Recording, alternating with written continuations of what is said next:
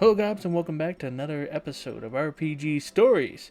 Now you must forgive me for the lack of diverse content on my channel. I haven't found any time to record any games, and I really haven't found a game to record, and I'm between projects right now. So for right now, RPG horror stories or RPG stories are going to probably be the forefront of this channel for a while. They're easy to record, easy to edit, and they're easy to put out. I am also working on the Final Fantasy stuff, okay? I'm still playing the games, and I'm still editing. I have a really long Final Fantasy 12 video to edit, so I am working on other content. It's just, this is probably just going to be the forefront. Also, it does the best.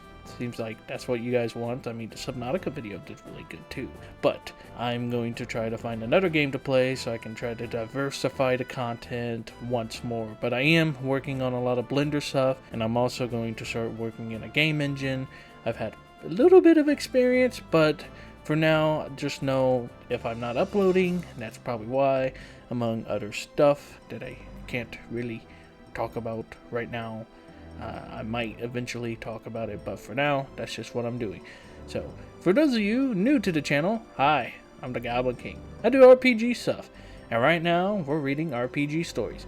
Going to the subreddit, maybe my subreddit, if I ever get stories on there, and we're going to read them, and I'm going to give advice. These may or may not be real, that's not up for me to decide, and even if they aren't real, they still make great stories to give advice on, okay? So buckle in, I got a couple long ones in for you today, and let's just get reading them.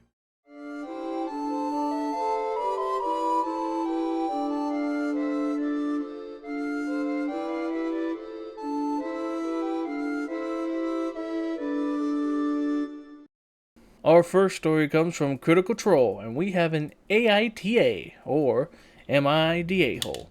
AITA for wanting my party to take downtime so I can craft. Hello everyone, long time lurker, first time poster. I wanted to share something that happened in my last session that really makes me want to leave my current game, but I'm not sure if it would be an overreaction. Sorry if this post is a mess, I'm not much of a writer. So in my current game, I had made a crafting wizard, taking the skilled feat so I'd be able to make magic items for the party, using downtime to sink a few hours towards the magic item or scroll at a time. At first, it seemed like a fun idea, especially since progression is extremely slow in this game. For reference, we have been in the game for over 10 sessions at this point, and barely reached a level 3 last session. Our first combat at level 1 was 4 giant spiders, each with a goblin mount, plus 6 regular goblins. Hey, okay, I'll let it pass, but you better be nice to us goblins, or we'll stab you. I can't say that. Whatever. We barely survived the encounter and only got 50 XP for the entire session, which included 3 combats after that. It was slow, and it was established later on, mostly by the ranger, he will come up a bit, that if you miss a session or aren't directly involved in a combat, you shouldn't get any EXP at all. So missing a session or being downed early on would set you back a ton in terms of progression. Wow, that already sounds like an awful thing to be a part of, especially with the random dice rolls. Like, it's not your fault if you randomly get critted in the beginning of the round and then you go down and suddenly you don't get EXP anymore. Sounds like someone's just playing a really far range unit, you know, being a ranger, he can say all the way back and pop them with arrows without ever having to get into close range. That's what it sounds like, but you know, we're just gonna move on. So level 3, and barely if any loot to speak of, just mountains and mountains of gold. We had each managed to accumulate around 600 GP each, with nothing to spend it on. So I offered to start crafting, but this very quickly became an issue. I realized just how little downtime we actually got in this game. Each day I think I'd get maybe a grand total of 1 hour of downtime, between travel, combat, etc. We would adventure one day, long rest, then immediately start chasing the next lead or side quest. Got to a point I sometimes didn't know why we were even on a quest, since we were playing D&D like we were trying to speedrun. I asked if we could maybe take some downtime to gather our thoughts for a day or two, giving me enough time to finish crafting an item. The ranger wanted boots of elvenkind, the barbarian wanted a headband of intellect, the rogues gloves of thievery, and the wizard a wand of missiles. The ranger immediately pushed back on this. Why do we have to wait around just so you can sit around wasting time? I try to explain, well, I'm not sitting around. I'm making magic items for the party. He proposed I hang back in the city to do my thing while everyone else progresses the story, leaving me behind.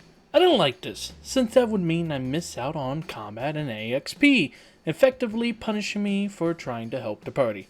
Well, that's your problem, the ranger said simply, so I dropped it for the time being and followed along. After a while, we got to a point where there was even less time crunch than usual. I decided to try again. Hey guys, so hear me out. We have plenty of time and gold, so what if we just took a week of downtime so I can finish all of our stuff? We could time skip a week, hand waving whatever we did, that way we can follow up on our next lead with new items. Everyone seemed into the idea and was pretty excited to get their first magic items. The ranger immediately hated this idea. Whoa, hey, no! It doesn't make any sense. Why would my character wait around doing nothing just so your character can waste time? Again, I explained. It's not for nothing. Everyone wants me to make them something, including you. And you wouldn't need to sit through anything. You would just fast forward. Think of it like a long rest. He really didn't like this. The thought of his character waiting around really bothered him. And he thought it wasn't fair that the party should be punished because of what I wanted to do. But he was outvoted, so he relented. Kind of.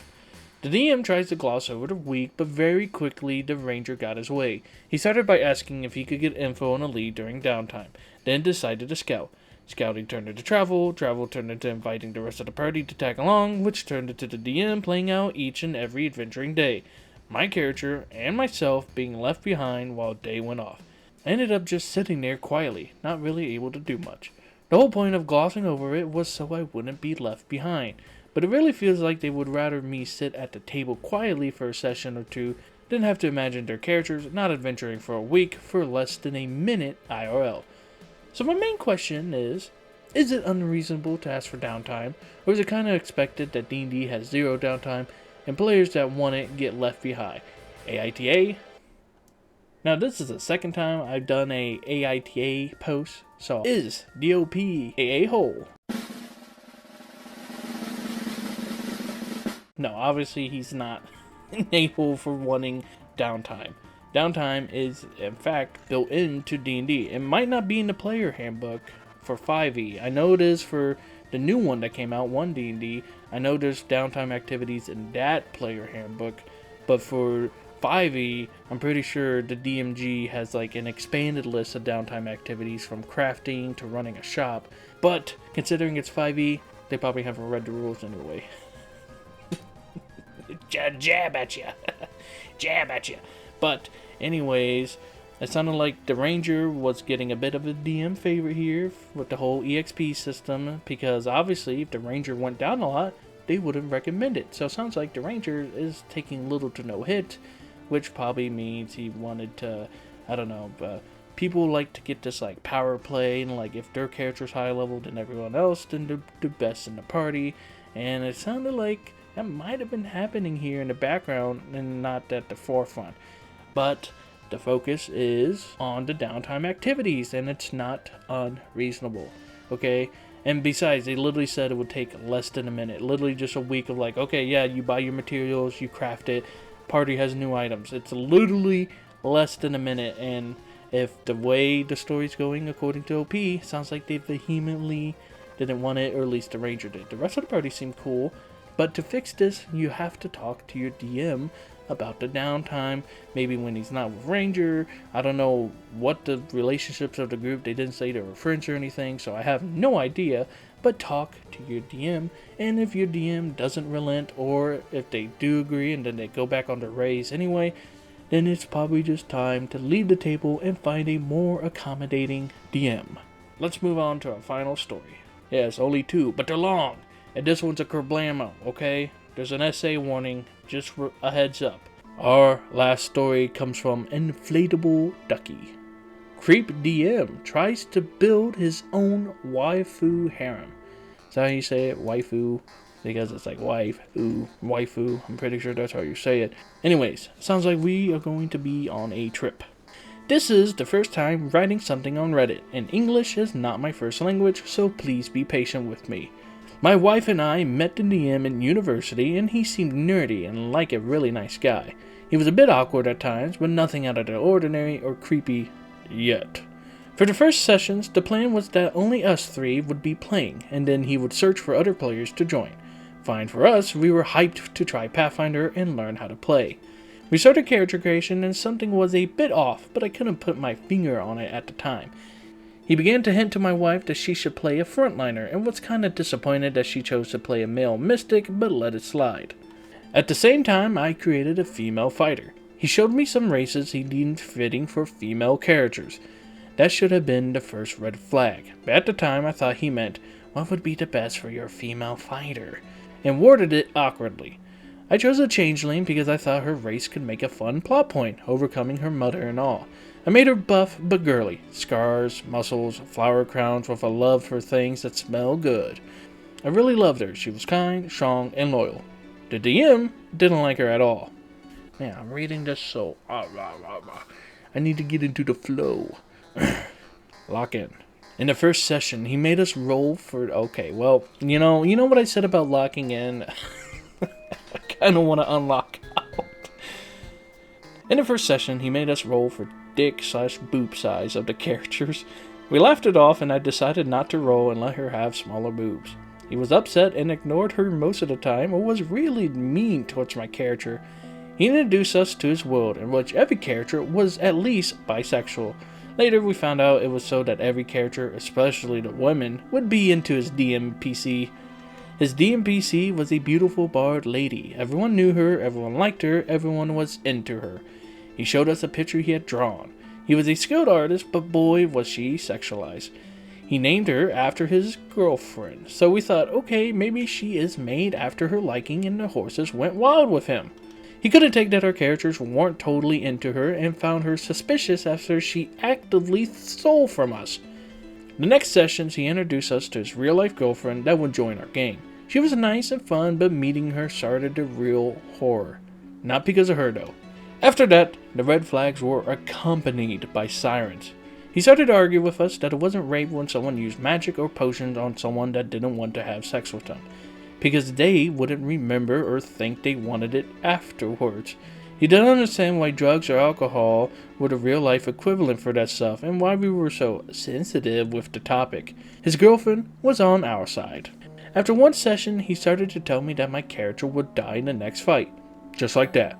First I thought he was trying to warn me and help me prepared for the next fight, so I searched up and down for things I could do, and he denied every idea I had beforehand. He always just circled back to, nah, she'll die, but I created a better character for you, my sexy sex worker Kasune Bard, and that knows my DMPC. I think they dated or something. Just play her, that's easier, you will like it. I didn't, I just wanted to play my girly pop berserker. Between the sessions, he told us how abusive his girlfriend was and that she was cheating on him, which was weird because we weren't that close with both of them at the time, and she seemed really nice. Nonetheless, we were there for him. In the session after that, he made his girlfriend's character drunk and forced her to roll if the DMPC and her had sex and how good it was. My wife and I were uncomfortable, but they were dating, right? Maybe they had made up and were now really hot for another, and he knows her boundaries, right? And the next time we could just talk to them that was weird. Right? Wrong. We drive her home and talk to her about it, and she was confused because they never dated. They were never a couple. He lied to us. He thought, when we thought they were dating, we would convince her that he was a good guy and she would fall for him. The guy he told us she cheated with, that was her actual boyfriend. Oh my gosh. What is this story, okay? So after that, D&D was over for us. He really tried to build his own PC harem with female characters and players he found desirable. We later found out that my wife could only play man because he thought she was the man in our relationship and found her not sexy because she is strong-willed and not really into girly stuff like the not girlfriend and me. We also found more things out about him. He sexually harassed 2 girls and the not girlfriend too, outside of D&D. Also, he used our messages after he told us she cheated to gaslight her that the harassment wasn't harassment or not so bad because 2 other women were on his side. After finding that out, we did the only reasonable thing. We went to the police, and after they told us nothing will come out if she files a report, we searched for the telephone number of his parents and called them, telling his dad what he did. His father was sadly not surprised, but mad AF and took care of him, sending him to therapy and cutting the money for his apartment. Bit extra on the details at the end there, but I respect it nonetheless. Now remember guys, I'm not saying that it's real fake, okay? It could be on the fake side, okay? There was just a little bit too many details, but you know, that's not me. Let's just talk about it as a story. And should have left at the first red flag, okay? I'm just kidding. But if you do start to see red flags, you might want to try to scope them out a little bit more before you actually like commit to anything. Try to get a good read on them, but some people can't do that. So sometimes the only way you can find out about if someone's a good DM or not is by actually playing the game with them. First session, second session, if they keep stacking up or something happens and they're not changing their ways after talking to them, then it might be time to find another game.